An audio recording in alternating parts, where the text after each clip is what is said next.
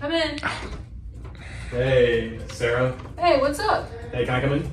Yeah, of course. You're always welcome. Awesome, thank you. I just hit the quota for the week. Nice. Good job. Thank you. I've been having a great week. Maybe even better than yours. Well, you know I've had a really, really busy week here. You're having a busy week? How about we get some drinks? Is that what you think? That I never have free time to do anything fun? I mean, I just... You're all good. I'm just pulling your chain, but well, what do you mean?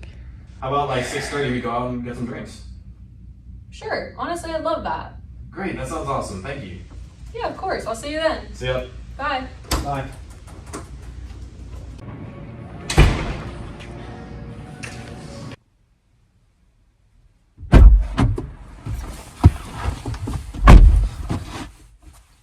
This was one of the most heartwarming short films to film with Tyler.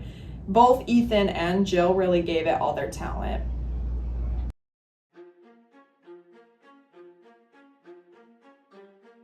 In the writer's room, we were all so proud of our ability to write such an emotional scene.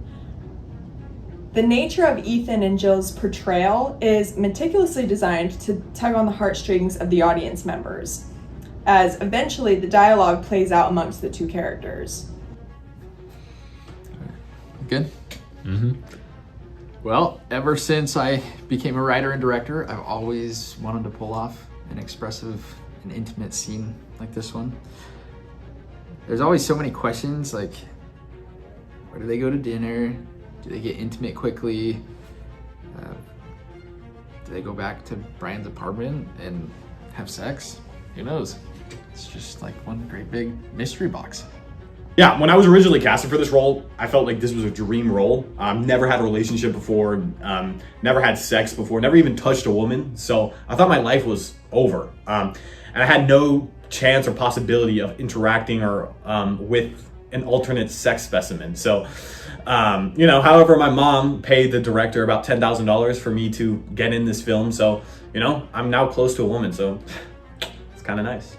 This is my 15th acting role done by directors over the years, and of all of these roles, this seems to be the most simplistic and kind of boring by far. This felt like one of the most taxing writing experiences that me and my team have ever put this much effort into. It took us like 2 weeks to figure out that we wanted to use the office for the setting of this scene. The ambient office sound. It's not just a background noise, right? It's a carefully constructed sonic tapestry representing the monotonous drone of the corporate existence and the internal struggle of office life. That's what I feel personally. And the crinkle of that paper, oh my god.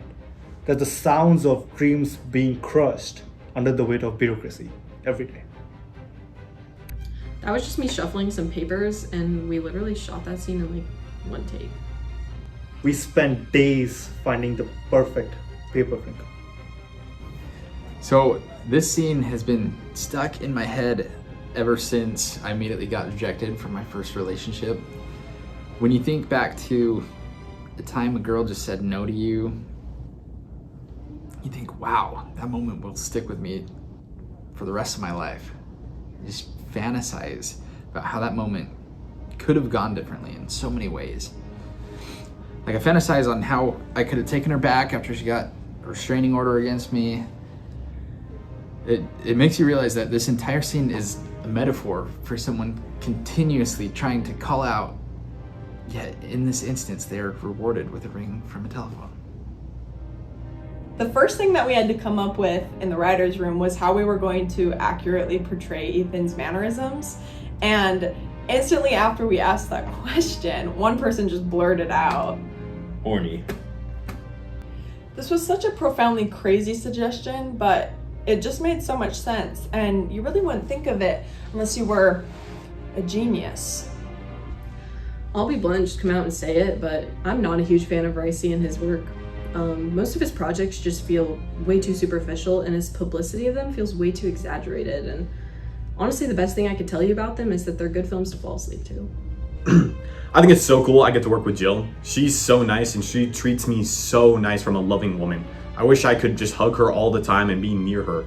The director lets me hug her sometimes when I get on set. She even gives me a loving glance the other day, so I think I'm in. I think, to be honest with you, we're meant to be. No, I didn't give him some loving glance, and I did not enjoy those hugs at all. But Tyler upped my pay, and to be blunt, that's kind of the only reason I was here for the making of this film. Gotta keep my reputation up. Pays the bills. We knew we wanted to make a story about repressed masculinity and overwhelming femininity, but how do you do that simultaneously? Well, the thematic layering of Brian being stuck behind the glass in the opening shot, juxtaposed to Sarah freely typing, which is a metaphor for men being locked into suppression and giving women that free expression. Film critics and aficionados will be watching this scene on repeat over and over, just trying to squeeze as much thematic framing and technical prowess. I can't imagine anything topping the charts compared to this. It already feels like a cult classic just talking about it. Even the door closing is reminiscent of the ending of The Great Gatsby, the loss of a dream, and in this case, the loss of a midweek drink. I don't know. The best message that I would take away from this film is that 100% of the shots you take, you'll miss. No, that's not it. That's not it. What is it?